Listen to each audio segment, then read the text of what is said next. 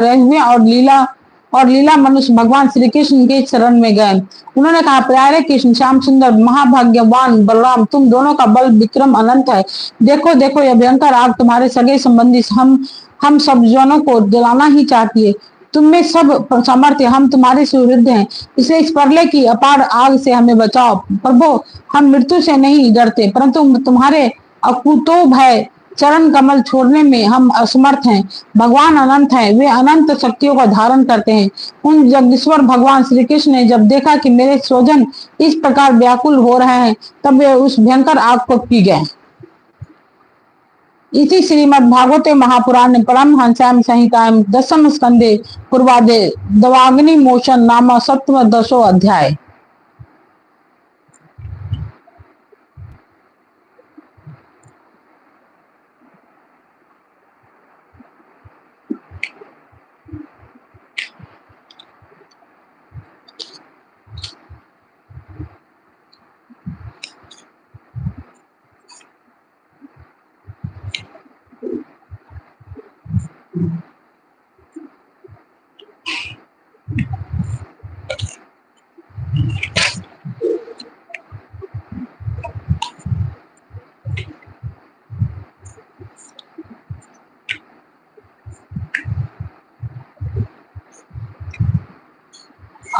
अथाष्टादशो अध्याय, 18वां अध्याय।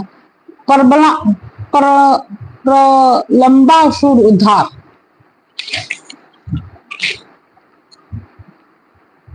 श्री सुखदेव जी कहते हैं, परीक्षित, अब आनंदित स्वजन संबंधियों से घिरे हुए एवं उनके मुख से अपनी कृति का गान सुनते हुए श्री कृष्ण ने गोकुल मंडित गोसट में प्रवेश किया। इस प्रकार अपनी योग माया से ग्वाल का सा भेष बनाकर राम और श्याम वज्र में कीड़ा कर रहे थे। उन दिनों ग्रीष्म ऋतु थी। यह शरीरधारियों को बहुत प्रिय नहीं है, परंतु वृंदावन के स्वाभाविक गुणों से वहां बसंत की सी छटा छिटक रही थी।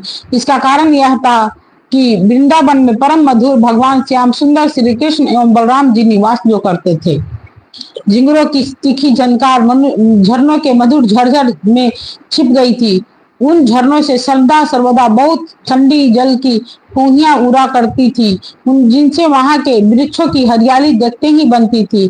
जिधर देखिए हरी हरी धूप से पृथ्वी हरी हरी हो रही थी।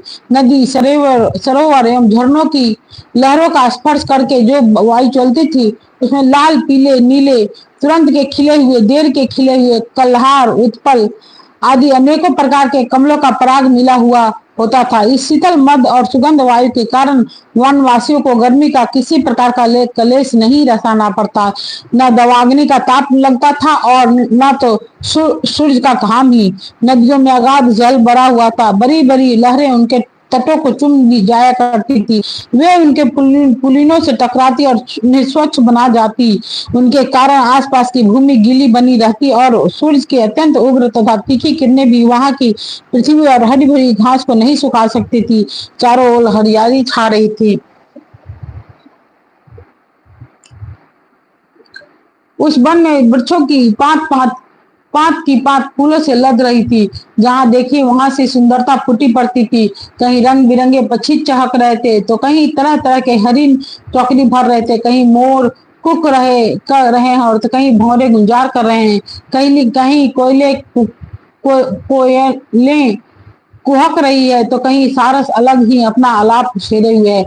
ऐसा सुंदर वन देखकर श्याम सुंदर श्री कृष्ण और गौर सुंदर बलराम जी ने उसमें विहार करने की इच्छा की।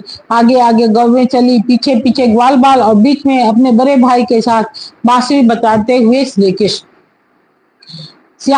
राम और श्याम और ग्वाल बालों ने नौ पल्लव, मोर पंख गुच्छों, सुंदर सुंदर पुष्पों के हारों और गेरू आदि रंगीन धातुओं से अपने को भांति भांति से सजा लिया।